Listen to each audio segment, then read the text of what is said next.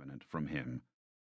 Running his vast estate kept him busy, and breeding the Lipizzaner horses he was so proud of filled his life nearly as much as his daughter, and she shared his passion for them.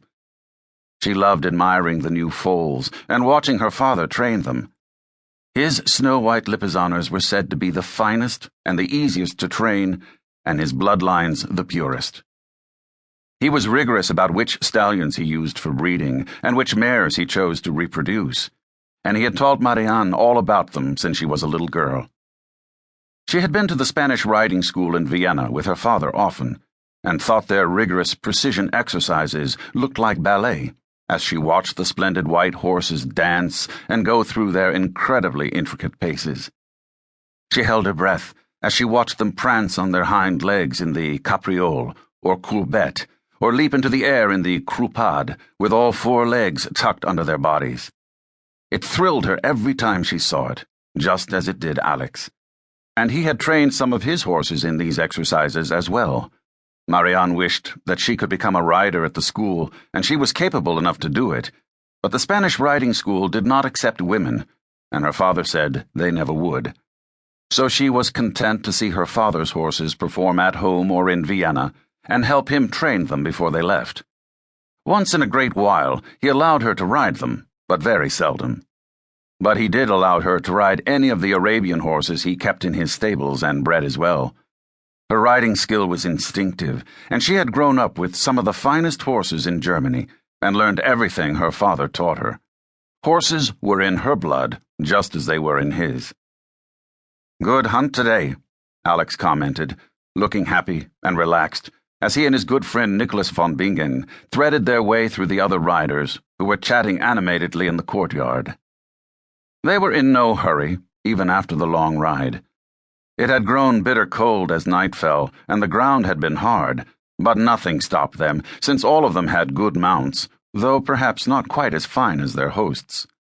Nicolas had been riding a new Arabian stallion that Alex had lent him, and had found him an excellent ride. "I might like to buy him from you," Nicolas said, and Alex laughed. "He's not for sale. Besides, I promised him to Marianne, after I train him for a while. He's still a bit rough." "He suits me that way," Nicolas said, smiling at his boyhood friend. "Besides, he's too much horse for her." He liked his horses lively and a challenge to control. "Don't tell her that," Alex said, smiling.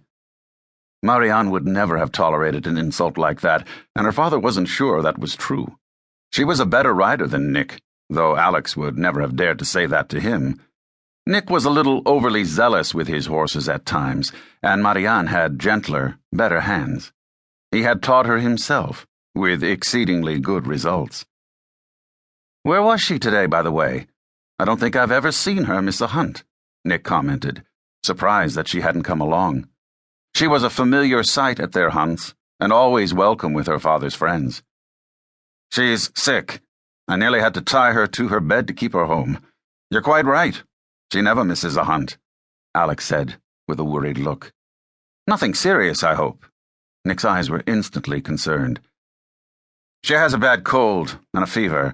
The doctor came around last night. I was afraid it was going to her lungs. He ordered her to stay at home. I knew my word wouldn't suffice, and I didn't think his would impress her either, but I think she was feeling worse than she wanted to admit. She was asleep when I left this morning, which is very unlike her." "Should you have the doctor back tonight?"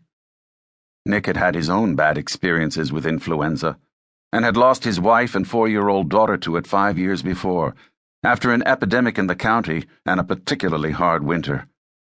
He had been devastated to lose them both. And like Alex, he was widowed now, in his case with 2 sons, Tobias and Lucas. Tobias had been 10 when his mother and sister died, and still remembered them both, and Lucas was only 6 now and had been barely more than a baby when they died. Tobias was a quiet, gentle boy who worshipped Marianne, who was 2 years older, and Lucas was a lively, mischievous child full of fun and happy wherever he was, particularly if it was on a horse. Tobias was far more like his much gentler mother, and Lucas had all the energy and fire of his father. Nick had gotten up to all kinds of misadventures when he was younger, and was still the talk of the county at times, when he started an affair with some woman, occasionally